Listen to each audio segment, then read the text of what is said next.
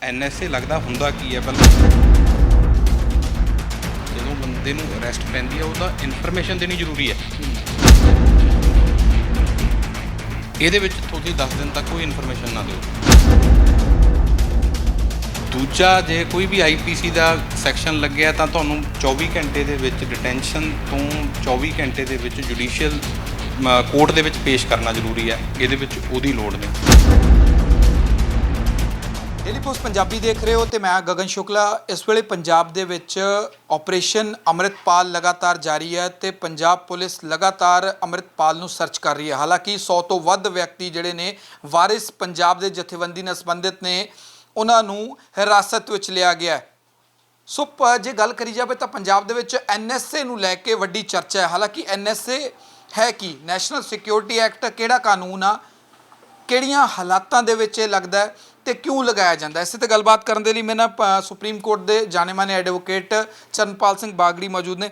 ਬਾਗੜੀ ਸਾਹਿਬ, operation Amritpal Punjab 'ਚ ਲਗਾਤਾਰ ਜਾਰੀ ਹੈ ਜੀ ਤੇ NSA ਦੀ ਚਰਚਾ ਲਗਾਤਾਰ 3 ਦਿਨ ਤੋਂ ਹੋ ਰਹੀ ਹੈ ਜੀ। ਆਖਿਰ ਜਨਤਾ ਜਾਣਨਾ ਚਾਹੁੰਦੀ ਹੈ, ਪੰਜਾਬ ਦੇ ਲੋਕ ਸਾਡੇ ਵਿਊਅਰਸ ਨੇ ਉਹ ਜਾਣਨਾ ਚਾਹੁੰਦੇ ਨੇ ਕਿ NSA ਕਾਨੂੰਨ ਹੈ ਕੀ ਹੈ। ਯੈਸ, ਮੈਂ let me start with the ਜਦੋਂ ਬ੍ਰਿਟਿਸ਼ਰ ਦਾ ਰੂਲ ਸੀ ਉੱਥੋਂ ਮੈਂ ਸਟਾਰਟ ਕਰਕੇ ਕਲੀਅਰ ਕਰ ਦਿੰਦਾ ਥੋੜ੍ਹਾ। ਉਦੋਂ ਤੋਂ ਮਤਲਬ ਇਹ ਇੱਦਾਂ ਦਾ ਐਨੈਕਟਮੈਂਟ ਚੱਲੀ ਆਉਂਦੀ ਹੈ ਕਿਉਂਕਿ 1818 Bengal regulation 3, then Rowlatt Act 1919, ਉਸ ਤੋਂ ਬਾਅਦ ਇੰਡੀਪੈਂਡੈਂਸ ਤੋਂ ਬਾਅਦ ਦੀ ਪ੍ਰੀਵੈਂਟਿਵ ਡਿਟੈਂਸ਼ਨ ਐਕਟ 1950 ਇਨੈਕਟਮੈਂਟ ਹੁੰਦੀ ਹੈ। ਉਸ ਤੋਂ ਬਾਅਦ 1971 maintenance of internal security act ਜਿਹੜਾ ਬਣਾਇਆ ਜਾਂਦਾ ਉਹ ਅਬੋਲਿਸ਼ ਹੋ ਗਿਆ। ਉਸ ਤੋਂ ਬਾਅਦ 1977 'ਚ ਫਾਈਨਲੀ 1980 ਦੇ ਵਿੱਚ NSA ਨੈਸ਼ਨਲ ਸਿਕਿਉਰਿਟੀ ਐਕਟ ਜਿਹੜਾ ਉਹ ਇਨੈਕਟ ਕੀਤਾ ਗਿਆ। ਇਹ ਅਸਲ ਵਿੱਚ ਜਿਹੜਾ ਇਹ ਸੈਕਸ਼ਨ 3 ਜਿਹੜਾ ਕਹਿੰਦਾ ਹੈ ਉਹ ਕਹਿੰਦਾ ਵੀ ਜਦੋਂ ਵੀ ਕੋਈ ਇਨਸਾਨ ਇੰਡੀਆ ਦੀ ਸਿਕਿਉਰਿਟੀ ਲਈ ਖਤਰਾ ਹੈ, ਇੱਦਾਂ ਦੀ ਐਕਟੀਵਿਟੀ ਕਰਦਾ ਕੋਈ, ਉਹਦੇ ਡਿਫੈਂਸ ਲਈ ਕੋਈ ਮਤਲਬ ਇਲੀਗਲ ਲੱਗਦਾ ਵੀ ਕੰਮ ਹੋ ਰਿਹਾ ਹੈ, ਜਾਂ ਇੰਡੀਆ ਦੇ ਰਿਲੇਸ਼ਨ ਫੋਰਨ ਕੰਟਰੀ ਦੇ ਨਾਲ ਖਤਮ ਹੋ ਰਹੇ ਆ ਜਾਂ ਗਲਤ ਉਹਦੇ ਅਗੇਂਸਟ ਕੋਈ ਕੰਮ ਕਰਦਾ ਤਾਂ ਉਹਨੂੰ ਤੁਸੀਂ, ਉਹ ਡੈਫੀਨੇਸ਼ਨ ਵੱਡੀ ਹੈ, ਉਹਨੂੰ ਜਿਹਨੂੰ ਮਰਜ਼ੀ ਤੁਸੀਂ ਉਹਦੇ ਵਿੱਚ ਫਿੱਟ ਕਰ ਲਓ। ਤੇ ਉਹ 'ਚ ਦੱਸਦਾ ਤੁਹਾਨੂੰ, ਅਗਰ NSA ਲੱਗਦਾ ਹੁੰਦਾ ਕੀ ਹੈ, ਪਹਿਲਾਂ ਸਟਾਰਟਿੰਗ ਦੇ ਵਿੱਚ ਬਰੀਫ ਕਰ ਦਿੰਦਾ ਸੂਰਤ-ਏ-ਹਾਲ ਕੀ ਰਹਿੰਦੀ। ਯੈਸ। ਇਹਦੇ 'ਚ ਤੇ ਮਤਲਬ ਜਿਵੇਂ ਨੋਰਮਲੀ ਹੈ, ਉਹ ਬੰਦਾ ਜਦੋਂ ਤੁਸੀਂ ਅਰੈਸਟ ਕਰਦੇ ਹੋ ਤਾਂ ਜਦੋਂ ਬੰਦੇ ਨੂੰ ਅਰੈਸਟ ਪੈਂਦੀ ਹੈ ਉਹਦਾ ਇਨਫੋਰਮੇਸ਼ਨ ਦੇਣੀ ਜ਼ਰੂਰੀ ਹੈ। ਇਹਦੇ ਵਿੱਚ ਤੁਸੀਂ 10 ਦਿਨ ਤੱਕ ਕੋਈ ਇਨਫੋਰਮੇਸ਼ਨ ਨਾ ਦਿਓ। ਦੂਜਾ, ਜੇ ਕੋਈ ਵੀ IPC ਦਾ ਸੈਕਸ਼ਨ ਲੱਗਿਆ ਤਾਂ ਤੁਹਾਨੂੰ 24 ਘੰਟੇ ਦੇ ਵਿੱਚ ਡਿਟੈਂਸ਼ਨ ਤੋਂ 24 ਘੰਟੇ ਦੇ ਵਿੱਚ ਜੁਡੀਸ਼ੀਅਲ ਕੋਰਟ ਦੇ ਵਿੱਚ ਪੇਸ਼ ਕਰਨਾ ਜ਼ਰੂਰੀ ਹੈ। ਇਹਦੇ ਵਿੱਚ ਉਹਦੀ ਲੋੜ ਨਹੀਂ। ਦੂਜੇ ਕੇਸਾਂ ਦੇ ਵਿੱਚ ਤੁਸੀਂ ਕੰਸਲਟ ਕਰ ਸਕਦੇ ਹੋ ਲਾਇਰ ਨੂੰ, ਇਹ 'ਚ ਕੰਸਲਟ ਵੀ ਨਹੀਂ ਕਰ ਸਕਦੇ ਵਕੀਲ ਨੂੰ। ਬੇਲ ਦੂਜੇ 'ਚ ਤੁਸੀਂ ਆਪਣੀ ਜ਼ਮਾਨਤ ਲੈ ਸਕਦੇ ਹੋ, ਐਪਲੀਕੇਸ਼ਨ ਦਾਇਰ ਕਰ ਸਕਦੇ ਹੋ। ਇਹਦੇ ਵਿੱਚ ਕੋਈ ਜ਼ਮਾਨਤ ਨਹੀਂ, ਕੋਈ ਐਪਲੀਕੇਸ਼ਨ ਨਹੀਂ, ਕੁਛ ਐਪਲੀਕੇਬਲ ਨਹੀਂ। ਇਹ ਜਿਹੜੇ ਡਿਫਰੈਂਸ ਨੇ ਇਹ ਮੋਟੇ-ਮੋਟੇ ਮੈਂ ਤੁਹਾਨੂੰ ਦੱਸੇ ਆ। ਹੁਣ ਜਿਹੜੇ ਸੈਕਸ਼ਨ ਯੂਜੂਅਲੀ CRPC ਦੇ ਪ੍ਰੋਵਾਈਡ ਕਰਦੇ ਨੇ, ਕਿਉਂਕਿ CRPC ਗਵਰਨ ਕਰਦਾ ਪ੍ਰੋਸੀਜਰ, ਤਾਂ ਉਹ ਇਹ 'ਚ ਉਹ ਲਾਗੂ ਨਹੀਂ ਗੇ। ਸੈਕਸ਼ਨ 50 ਜਿਵੇਂ ਕਹਿੰਦਾ ਕਿ ਵੀ ਜਦੋਂ ਬੰਦਾ ਅਰੈਸਟ ਹੁੰਦਾ ਹੈ ਤਾਂ ਉਹਨੂੰ ਇਹ ਦੱਸਣਾ ਜ਼ਰੂਰੀ ਹੈ ਵੀ ਤੈਨੂੰ ਕਿਉਂ ਅਰੈਸਟ ਕੀਤਾ, ਤੇਰੇ ਕੋਲ ਰਾਈਟ ਹੈਗਾ ਬੇਲ ਦਾ ਜਾਂ ਨਹੀਂ ਹੈਗਾ, ਉਹਦੇ ਨੀਅਰ ਵਨ ਨੂੰ ਇਨਫੋਰਮ ਕਰਨਾ ਹੁੰਦਾ। 56 ਤੇ 76 CRPC ਦਾ ਕਹਿੰਦਾ ਹੈ ਕਿ ਉਹ 24 ਘੰਟੇ ਦੇ ਵਿੱਚ ਪ੍ਰੋਡਿਊਸ ਕਰਨਾ ਜ਼ਰੂਰੀ, ਜਿਹੜਾ ਕਿ ਇਹਦੇ ਵਿੱਚ ਕੁਝ ਲਾਗੂ ਨਹੀਂ। ਇਹ ਮੈਂ ਤੁਹਾਨੂੰ ਇਸ ਕਰਕੇ ਦੱਸਿਆ ਕਿ ਜਰਨਲ ਲੋਕਾਂ ਨੂੰ ਪਤਾ ਚੱਲਦੇ NSA ਹੈ ਕੀ ਹੈ। ਤੇ ਆਲਰੇਡੀ ਦੱਸ ਚੁੱਕੇ ਆ, ਤੁਸੀਂ ਐਡਵੋਕੇਟ ਤੱਕ ਦੀ ਐਡਵਾਈਸ ਨਹੀਂ ਮਤਲਬ ਲੈ ਸਕਦੇ, ਨਾ ਕੋਈ ਵਕੀਲ, ਨਾ ਕੋਈ ਅਪੀਲ ਤੇ ਨਾ ਕੋਈ ਦਲੀਲ। ਤਿੰਨੇ ਚੀਜ਼ਾਂ NSA ਦੇ ਵਿੱਚ ਖਤਮ ਹੋ ਜਾਂਦੀਆਂ। ਯੈਸ, ਇਹਦੇ 'ਚ ਖਤਮ ਨੇ ਉਹ। ਨੈਕਸਟ ਸਰ, ਹੋਰ ਵੀ ਇਹਦੇ 'ਚ ਬੰਦਾ ਜਿਹੜਾ ਅਰੈਸਟ ਕੀਤਾ ਹੈ, ਜਿੱਥੇ ਅਰੈਸਟ ਕੀਤਾ ਉੱਥੇ ਨਹੀਂ, ਜਿੱਥੇ ਮਰਜ਼ੀ ਤੁਸੀਂ ਉਹਨੂੰ ਭੇਜ ਦਿਓ, ਮਤਲਬ ਆਊਟ ਆਫ ਸਟੇਟ ਤੁਸੀਂ ਉਹਨੂੰ ਡਿਟੈਂਸ਼ਨ ਕਰ ਲਓ। ਇਹ ਸੈਕਸ਼ਨ 5 ਇਹਦਾ ਪ੍ਰੋਵਾਈਡ ਕਰਦਾ ਪਾਰ ਟੂ ਦੀ ਸੈਂਟਰਲ ਔਰ ਦੀ state government which is appropriate government ਕਰ ਕੌਣ ਸਕਦਾ ਹੈ? ਸੈਂਟਰਲ ਗਵਰਨਮੈਂਟ ਵੀ ਕਰ ਸਕਦੀ ਹੈ, ਸਟੇਟ ਗਵਰਨਮੈਂਟ ਵੀ ਕਰ ਸਕਦੀ ਹੈ। ਜਿੱਥੋਂ ਤੱਕ ਤੁਸੀਂ ਇਹ ਜ਼ਿਕਰ ਕਰ ਰਹੇ ਹੋ ਮੈਟਰ ਦਾ, ਇਹਦੇ ਵਿੱਚ ਸਟੇਟ ਗਵਰਨਮੈਂਟ ਦੀ ਐਕਟੀਵਿਟੀਜ਼ ਇਹ ਚੱਲ ਰਹੀਆਂ ਜਿਵੇਂ ਨਿਊਜ਼ ਦੇ ਵਿੱਚ ਆ ਰਿਹਾ। ਹੋਰ ਨੈਕਸਟ ਕੁਐਸਚਨ ਮੈਂ ਇਹ ਜਾਣਨਾ ਚਾਹੁੰਦਾ ਸੀ, ਜਿਵੇਂ ਹੁਣ ਕਰੀਬ ਜਿੰਨੇ ਵੀ ਵਿਅਕਤੀ ਨੇ ਉਹ ਬੰਗਾਲ ਭੇਜੇ ਗਏ ਨੇ, ਤਾਂ ਕਿਤੇ ਨਾ ਕਿਤੇ ਜੇ ਦੇਖਿਆ ਜਾਵੇ ਤਾਂ ਇਹਦੇ ਵਿੱਚ ਕਿੰਨੀ ਦੇਰ ਤੱਕ ਕਸਟਡੀ 'ਚ ਰੱਖਿਆ ਜਾ ਸਕਦਾ ਹੈ, ਕਿੰਨੀ ਦੇਰ ਬਾਅਦ ਰਿਲੀਜ਼ ਹੋ ਸਕਦਾ ਹੈ? ਜਦੋਂ ਕੋਈ ਅਪੀਲ ਦਲੀਲ ਹੀ ਨਹੀਂ ਕੋਈ ਤਾਂ ਕੁੰਡੀ ਖੜਕਾਉਣ ਦੀ ਗੱਲ ਹੋਊਗੀ, ਜਿਸ ਤੋਂ ਬਾਅਦ ਜੇ ਦੇਖਿਆ ਜਾਵੇ ਜਿਹੜੇ ਆਰੋਪੀ ਇਸ ਦੇ ਵਿੱਚ ਤੈਅ ਕੀਤੇ ਜਾਂਦੇ ਨੇ, ਨਾਮਜ਼ਦ ਕੀਤੇ ਜਾਂਦੇ ਨੇ, ਉਹਨਾਂ ਦਾ ਕੋਈ ਪ੍ਰਾਵਧਾਨ ਤਾਂ ਹੋਊਗਾ, ਉਹ ਕਦੋਂ ਬਾਹਰ ਆਉਂਦੇ ਨੇ? ਦੇਖੋ ਮੈਕਸਿਮਮ ਪੀਰੀਅਡ ਹੈ ਜਿਹੜਾ ਉਹ 12 ਮਹੀਨੇ ਆ, ਉਹ ਤੋਂ ਪਹਿਲਾਂ ਵੀ ਛੱਡਿਆ ਜਾ ਸਕਦਾ। ਮੈਕਸਿਮਮ ਪੀਰੀਅਡ NSA ਦੀ ਗੱਲ ਕਰ ਰਹੇ ਹਾਂ ਸਿਰਫ। ਜੇ ਕੋਈ ਹੋਰ ਸੈਕਸ਼ਨਸ 'ਚ FIR ਆ, ਜਿਵੇਂ ਪੁਲਿਸ ਜ਼ਿਕਰ ਕਰ ਰਹੀ ਹੈ, ਉਹਦਾ ਡਿਫਰੈਂਟ ਪ੍ਰੋਸੀਜਰ, ਆਪਾਂ ਸਿਰਫ NSA ਦੀ ਗੱਲ ਕਰੀਏ, ਮੈਕਸਿਮਮ 12 ਮਹੀਨੇ ਆ, ਉਸ ਤੋਂ ਪਹਿਲਾਂ ਵੀ ਛੱਡਿਆ ਜਾ ਸਕਦਾ ਹੈ। ਅਪੀਲ ਦਲੀਲ ਦੀ ਗੱਲ ਸਿਰਫ ਇੱਕ ਗੱਲ ਕਰਦਾ ਇਹਦਾ ਸੈਕਸ਼ਨ 9 ਕਿ ਐਡਵਾਈਜ਼ਰੀ ਬੋਰਡ ਜਿਹੜਾ ਹੈ ਉਹ ਐਸਟੈਬਲਿਸ਼ ਕੀਤਾ ਜਾਊਗਾ। ਉਹਦੇ ਮੈਂਬਰਾਂ ਕੋਲ ਜਦੋਂ ਤੋਂ ਬੰਦਾ ਅਰੈਸਟ ਕੀਤਾ ਹੈ ਉਸ ਦੇ 21 ਦਿਨਾਂ ਦੇ ਵਿੱਚ, ਮਤਲਬ 3 ਹਫ਼ਤੇ ਦੇ ਵਿੱਚ ਉਹ ਸਾਰਾ ਕੁਝ ਗਵਰਨਮੈਂਟ ਉੱਥੇ ਪ੍ਰੋਵਾਈਡ ਕਰੂਗੀ ਵੀ ਅਸੀਂ ਕਿਉਂ ਇਹਨੂੰ ਅਰੈਸਟ ਕੀਤਾ ਹੈ। ਉਸ ਤੋਂ ਬਾਅਦ ਜਿਹੜਾ ਜਿਹੜਾ ਬੰਦਾ ਅਰੈਸਟ ਹੋਇਆ ਉੱਥੇ ਜ਼ਰੂਰ ਆਪਣਾ ਉਹ ਪੱਖ ਰੱਖ ਸਕਦਾ। ਉੱਥੇ ਪੱਖ ਵਕੀਲ ਦੇ ਥਰੂ ਨਹੀਂ, ਫਿਰ ਵੀ ਐਡਵੋਕੇਟ ਦੇ ਥਰੂ ਨਹੀਂ, ਉਹ ਇੱਕ ਰਿਪਰੈਜ਼ੈਂਟ ਕਰ ਸਕਦਾ ਵੀ ਮੈਂ ਕੋਈ ਇਹ ਨਹੀਂ ਕੀਤਾ, ਥੋੜਾ ਬਹੁਤ ਉੱਥੇ ਰੱਖਿਆ। ਤੇ ਉਹ ਜਿਹੜੀ ਪ੍ਰੋਸੀਜਰ ਹੈ ਐਡਵਾਈਜ਼ਰੀ ਬੋਰਡ ਦਾ, ਉਹ 7 ਹਫ਼ਤਿਆਂ ਦੇ ਵਿੱਚ ਉਹ ਗਵਰਨਮੈਂਟ ਨੂੰ ਦੱਸੂਗਾ ਕਿ ਇਹ ਕੰਸਰਨਡ ਪਰਸਨ ਹੈ ਜਿਹੜਾ ਡਿਟੇਨ ਕੀਤਾ ਵੀ ਉਹ ਤੁਸੀਂ ਸਹੀ ਕੀਤਾ ਕੀ ਕੀਤਾ। ਇਹ ਰਿਪੋਰਟ ਜਿਹੜੀ ਐਡਵਾਈਜ਼ਰੀ ਬੋਰਡ ਨੇ specified separate thereof opinion of advisory board. Bagri ਸਾਹਿਬ, ਜੇ ਇੱਕ ਸੌਖੇ ਸ਼ਬਦਾਂ ਸਫੀਸ਼ੀਐਂਟ ਰੀਜ਼ਨ ਹੈਗੇ ਆ ਉਹਨੂੰ ਰੱਖਣ ਦੇ ਜਾਂ ਨਹੀਂ ਹੈਗੇ, ਉਹ ਯੂਜਲੀ ਇਹ ਹੁੰਦਾ ਜਦੋਂ ਐਪਰੋਪਰੀਏਟ ਗਵਰਨਮੈਂਟ ਨੇ ਐਡਾ ਡਿਸੀਜਨ ਲਿਆ। ਇੱਕ ਫਾਰਮੈਲਿਟੀ ਉਹ ਲੱਗਦੀ ਹੈ ਮੈਨੂੰ ਇਹਦੇ ਵਿੱਚ ਅੱਜ ਤੱਕ ਮੈਂ ਕੋਈ ਇੱਦਾਂ ਦਾ ਮੈਟਰ ਨਹੀਂ ਸੁਣਿਆ ਕਿ ਵੀ ਸਟੇਟ ਜਾਂ ਸੈਂਟਰਲ ਗਵਰਨਮੈਂਟ ਨੇ ਕਿਸੇ ਨੂੰ ਡਿਟੇਨ ਕੀਤਾ ਹੋਵੇ ਔਰ ਐਡਵਾਈਜ਼ਰੀ ਬੋਰਡ ਇਹ opinion ਦੇ ਦੇਵੇ ਵੀ ਇਹ ਗਲਤ ਡਿਟੇਨ ਕੀਤਾ। ਪਰ ਬਾਗੜੀ ਸਾਹਿਬ, ਜਿਹੜਾ NSA ਲੱਗਦਾ, ਨੈਸ਼ਨਲ ਸਿਕਿਉਰਿਟੀ ਐਕਟ ਲੱਗਦਾ ਹੈ, ਤਾਂ ਇਹ ਕੇਵਲ ਦੇਸ਼ ਵਿਰੋਧੀ ਗਤੀਵਿਧੀਆਂ ਕਾਰਨ ਹੀ ਲੱਗਦਾ ਜਾਂ ਕੁਝ ਹੋਰ ਚੀਜ਼ਾਂ ਵੀ ਰਹਿੰਦੀਆਂ? ਇਹ 3 ਚੀਜ਼ਾਂ ਨੇ। ਸੈਕਸ਼ਨ 3 ਦੱਸਦਾ ਵੀ ਕਦੋਂ ਲੱਗ ਸਕਦਾ, ਮੈਂ ਰਿਪੀਟ ਕਰ ਦਿੰਦਾ ਦੁਬਾਰਾ ਤੋਂ।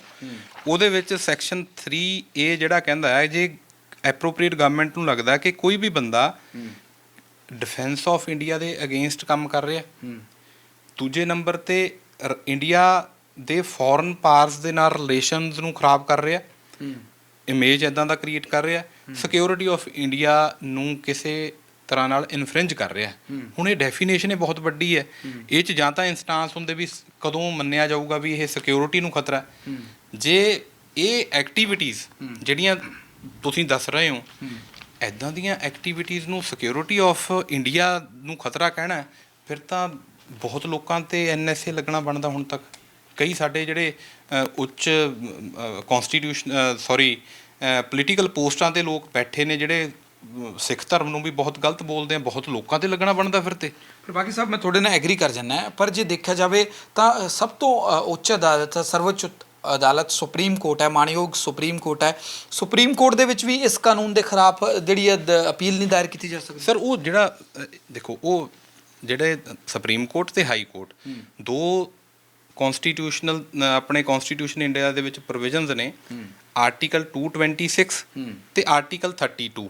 ਆਰਟੀਕਲ 32 ਦੇ ਵਿੱਚ ਸੁਪਰੀਮ ਕੋਰਟ ਰਿਟ ਫਾਈਲ ਕੀਤੀ ਜਾ ਸਕਦੀ ਹੈ, ਰਿਟ ਜੁਰਿਸਡਿਕਸ਼ਨ ਹੈ, ਤੇ 226 ਦੇ ਵਿੱਚ ਹਾਈ ਕੋਰਟ ਦੇ 'ਚ ਹੈ।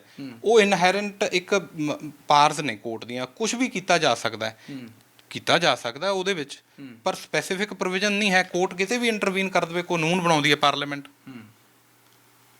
ਕਾਨੂੰਨ ਤਾਂ ਵੈਸੇ ਤਾਂ ਇੰਪਲੀਮੈਂਟ ਕਰਾਉਣਾ ਹੁੰਦਾ ਸਾਰੀਆਂ ਬਾਡੀਜ਼ ਨੇ। ਜੇ ਕਾਨੂੰਨ ਬਣਾਉਂਦੀ ਹੈ ਜਾਂ ਕੋਈ ਅਮੈਂਡਮੈਂਟ ਕਰਦੀ ਹੈ, ਉਹ ਸੁਪਰੀਮ ਕੋਰਟ ਚੈਲੰਜ ਹੁੰਦਾ। ਪਾਵਰਾਂ ਹੈਗੀਆਂ ਨੇ, ਕੀਤਾ ਜਾ ਸਕਦਾ ਹੈ, ਬਟ ਐਕਟ ਨਹੀਂ ਪ੍ਰੋਵਾਈਡ ਕਰ ਰਿਹਾ ਕੁਝ ਕਿ ਤੁਸੀਂ ਇਹਨੂੰ ਕੈਟਾਗਰੀਕਲੀ ਇੱਥੇ ਜਾ ਸਕਦੇ ਹੋ। ਜਦੋਂ ਇੱਕ ਸੂਬੇ ਤੋਂ ਦੂਸਰੇ ਸੂਬੇ 'ਚ ਲੈ ਕੇ ਜਾਇਆ ਜਾਂਦਾ, ਉਹ ਕਿਹਨਾਂ ਹਾਲਾਤਾਂ 'ਚ, ਕਾਰਨ ਕੀ ਰਹਿੰਦੇ ਨੇ? ਉਹ ਤਾਂ ਵੈਸੇ ਇਹਦਾ ਜਿਹੜਾ ਇਨੈਕਟਮੈਂਟ ਹੈ ਉਹ ਸਿਕਿਉਰਿਟੀ ਪਰਪਸ ਦੇ ਲਈ ਹੈ ਕਿ ਵੀ ਕੋਈ ਮਤਲਬ ਜਿੱਦਾਂ ਇਸ ਸਿਚੁਏਸ਼ਨ ਦੇ ਵਿੱਚ ਇਹ ਮਹਿਸੂਸ ਕਿ ਇਹ ਪ੍ਰੂਵੇ ਹੋ ਰਿਹਾ ਵੀ ਧੱਕਾ ਹੋ ਰਿਹਾ ਇੱਕ ਮਾਈਨੋਰਿਟੀ ਕਮਿਊਨਿਟੀ ਨਾਲ, ਲੋਕਾਂ ਨੂੰ ਇਹ opinion ਹੈ।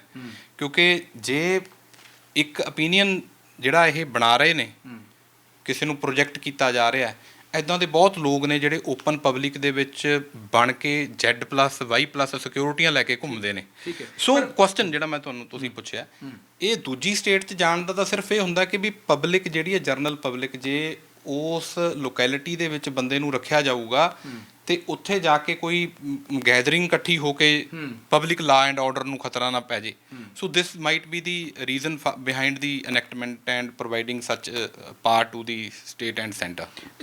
ਇਹ ਜਿਸ ਤਰ੍ਹਾਂ ਸਜ਼ਾ ਹੋਣ ਤੋਂ ਬਾਅਦ ਕੋਈ ਕੈਦੀ ਹੁੰਦੇ ਨੇ, ਹਵਾਲਾਤੀ ਹੁੰਦੇ ਨੇ, ਤੇ ਐਨਐਸਏ ਦੇ ਵਿੱਚ ਕਿਹੜੀ ਕੈਟਾਗਰੀ ਦੇ ਵਿੱਚ ਰੱਖੇ ਜਾਂਦੇ ਨੇ? ਕੈਟਾਗਰੀ ਇਹਦੇ ਵਿੱਚ ਕੋਈ ਡਿਫਾਈਨਡ ਨਹੀਂ ਹੈ। ਡਿਟੈਂਸ਼ਨ ਦੀ ਗੱਲ ਕਰਦਾ ਕੀ ਪ੍ਰੋਸੈਸ ਹੈ, ਕੀ ਪ੍ਰੋਸੀਜਰ ਹੈ, ਉਹ ਜੇਲ੍ਹ ਮੈਨੂਅਲ ਤਾਂ ਵੈਸੇ, ਕਿਉਂਕਿ ਡਿਟੈਂਸ਼ਨ ਜਿਹੜੀ ਹੈ, ਡਿਟੈਂਸ਼ਨ ਜਾਣੀ ਕਿੱਥੇ ਜੇਲ੍ਹ 'ਚ ਹੋਣੀ ਹੈ ਨਾ। ਬਿਲਕੁਲ। ਜੇਲ੍ਹ 'ਚ ਜਦੋਂ ਬੰਦਾ ਚਲਾ ਗਿਆ ਉੱਥੇ ਤਾਂ ਜਿਹੜੇ ਰੂਲਸ ਨੇ ਉਹੀ ਐਪਲੀਕੇਬਲ ਹੋਣਗੇ, ਕਿਉਂਕਿ ਇਹਦੇ ਸੈਕਸ਼ਨ ਜਿਹੜੇ ਜਿੰਨੇ ਸੈਕਸ਼ਨ ਦਾ ਇਹ ਐਕਟ ਹੈ ਉਹਦੇ ਵਿੱਚ ਕਿਤੇ ਇਹ ਪ੍ਰੋਵਾਈਡ ਨਹੀਂ ਕੀਤਾ ਗਿਆ ਕਿ ਉਹਨੂੰ ਕੋਈ ਸਪੈਸ਼ਲ ਟਰੀਟਮੈਂਟ ਦੇਣਾ ਜਾਂ ਉਹਨੂੰ ਕੋਈ ਹੋਰ ਤਸ਼ੱਦਦ ਕਰਨਾ। ਤੁਸੀਂ ਇੱਕ JNK ਦਾ ਜ਼ਿਕਰ ਕਰ ਰਹੇ ਸੀ। JNK ਦਾ ਤਾਂ ਉਦੋਂ ਆਪਾਂ ਜ਼ਿਕਰ ਕਰ ਰਹੇ ਸੀ when the central government has abolished 370 and 35A। After that ਕਿੰਨੇ ਉੱਥੋਂ ਦੇ ਲੀਡਰ ਜਿਹੜੇ ਨੇ ਦੇ ਹੈਵ ਬੀਨ ਡਿਟੇਨਡ। ਉਹ ਐਨਐਸਏ ਦੇ ਥਰੂ ਸੀ। ਇਟ ਇਜ਼ ਅੰਡਰ ਦੀ ਜੀ ਐਸਪਰਾ ਐਕਟ। ਉਹ ਸੈਪਰੇਟਲੀ ਉਦੋਂ ਰੱਖੇ ਗਏ ਸੀ।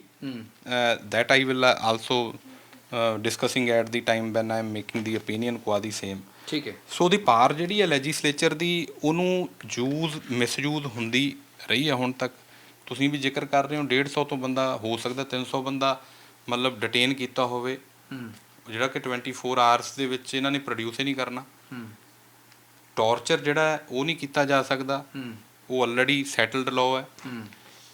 ਸੋ ਹੋਰ if any question you want to ask sir. So ਬਿਲਕੁਲ ਪੰਜਾਬ ਦੀ ਜਿਹੜੇ ਲੋਕ ਨੇ, ਪੰਜਾਬ ਦੀ ਜਨਤਾ ਹੈ, ਉਸ ਨੂੰ ਇਸ ਚੀਜ਼ ਨਾਲ ਜਾਣੂ ਕਰਾਉਣਾ ਬੇਹੱਦ ਜ਼ਰੂਰੀ ਸੀਗਾ। ਸੁਪਰੀਮ ਕੋਰਟ ਦੇ ਵਕੀਲ ਨੇ ਐਡਵੋਕੇਟ ਚਰਨਪਾਲ ਸਿੰਘ ਬਾਗੜੀ, ਅਸਲ ਦੇ ਵਿੱਚ ਐਨਐਸਏ ਲਗਾਇਆ ਕਿਉਂ ਜਾਂਦਾ ਹੈ, ਕਿਹਨਾਂ ਹਾਲਾਤਾਂ ਦੇ ਵਿੱਚ ਇਸ ਕਾਨੂੰਨ ਦੀ ਵਰਤੋਂ ਕੀਤੀ ਜਾਂਦੀ ਹੈ ਤੇ ਇਸ ਕਾਨੂੰਨ ਦੀਆਂ ਪਾਵਰਾਂ ਕਿੰਨੀਆਂ ਨੇ। ਬਿਲਕੁਲ ਹੈਰਾਨ ਕਰ ਦੇਣ ਵਾਲੀਆਂ ਚੀਜ਼ਾਂ ਸਾਹਮਣੇ ਆਏ ਨੇ। ਅਗਰ ਪੰਜਾਬੀ 'ਚ ਇਸ ਚੀਜ਼ ਨੂੰ ਆਪਣੇ ਦਰਸ਼ਕਾਂ ਤੱਕ ਪਹੁੰਚਾਉਣ ਦਾ ਕੋਸ਼ਿਸ਼ ਕਰਾਂ ਤਾਂ ਇਸ ਕਾਨੂੰਨ ਦੇ ਤਹਿਤ ਨਾ ਤਾਂ ਤੁਸੀਂ ਵਕੀਲ ਕਰ ਸਕਦੇ ਹੋ, ਨਾ ਕੋਈ ਅਪੀਲ ਕਰ ਸਕਦੇ ਹੋ, ਤੇ ਨਾ ਹੀ ਕੋਈ ਕੋਰਟ 'ਚ ਦਲੀਲ ਕਰ ਸਕਦੇ ਹੋ। ਬਿਲਕੁਲ ਹਰ ਪੱਖ ਤੋਂ ਇਸ ਐਨਐਸਏ ਦੇ ਤਹਿਤ ਬੰਨਿਆ ਹੋਇਆ ਵਿਅਕਤੀ ਨਿਹੱਥਾ ਹੋ ਜਾਂਦਾ ਹੈ।